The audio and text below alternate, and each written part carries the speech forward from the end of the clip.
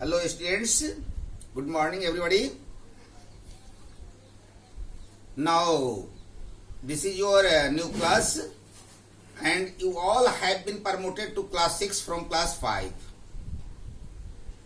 You all know that mathematics, in brief it is called maths, is the most important subject. Some of you take this subject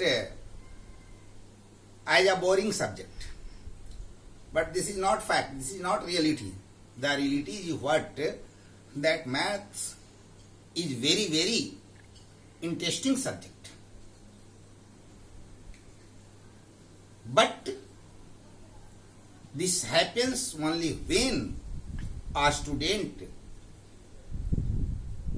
takes serious interest in a study of maths, and then this will prove for you a game, a medium of entertainment, a medium of joy. Maths को रूखा subject माना जाता है, सूखा subject माना जाता है, बोरियत वाला माना जाता है, लेकिन यदि ये मैथ्स एक बार आप समझ लोगे तो ये बड़ी मजेदार लगेगा और ये आपके इंटरटेनमेंट का मीडियम हो जाएगा, काफी फनी होगा, काफी इंटरेस्टिंग होगा. लेकिन इसके लिए एक कंडीशन है, एक शर्त है कि आप टीचर्स के लेक्चर को ध्यान से सुनेंगे. कंसंट्रेशन बहुत इंपॉर्टेंट है. If you listen your teachers lecture carefully, seriously, if you are concentrated in your classroom, then you feel that math is not a subject like boring, but a subject like very, very interesting. In class 6 syllabus, the name of the book is New Learning Composite Mathematics. New Learning Composite Mathematics, and like in other classes, the first unit is knowing the number. Be careful, be attentive. Knowing the number.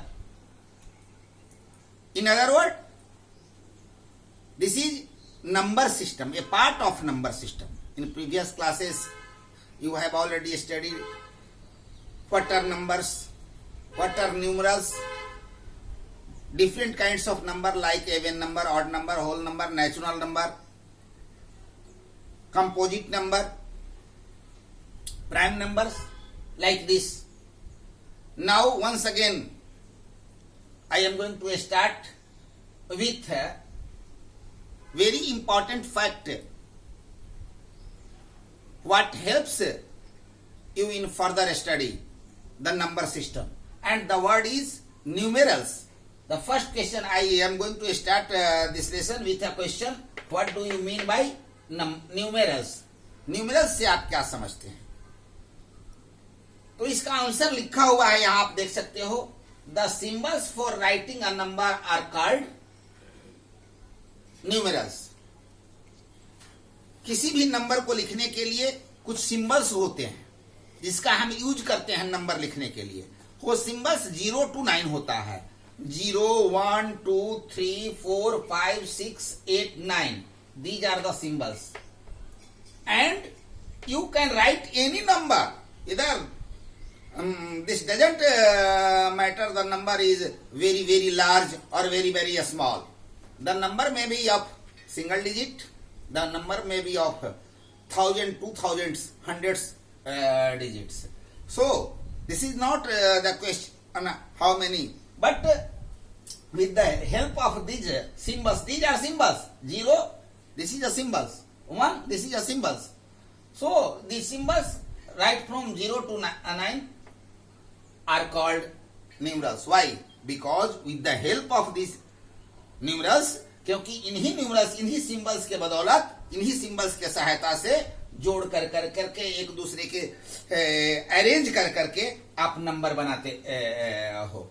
और इन्हें Hindu Arabic system में आप digits भी कहते हैं। तो ये 10 digits हैं जिसके हेल्प से आप किसी भी नंबर को लिख सकते हैं। देखो सिंबल्स इसलिए कहते हैं कि डिफरेंट सिस्टम में डिफरेंट सिंबल्स होता है। जैसे बिल्कुल हिंदी में जो भारत में प्राचीन भारत में प्रचलित था, मान लिया कि 5, तो 5 के लिए देखो ऐसे यूज होता था। ये है 5।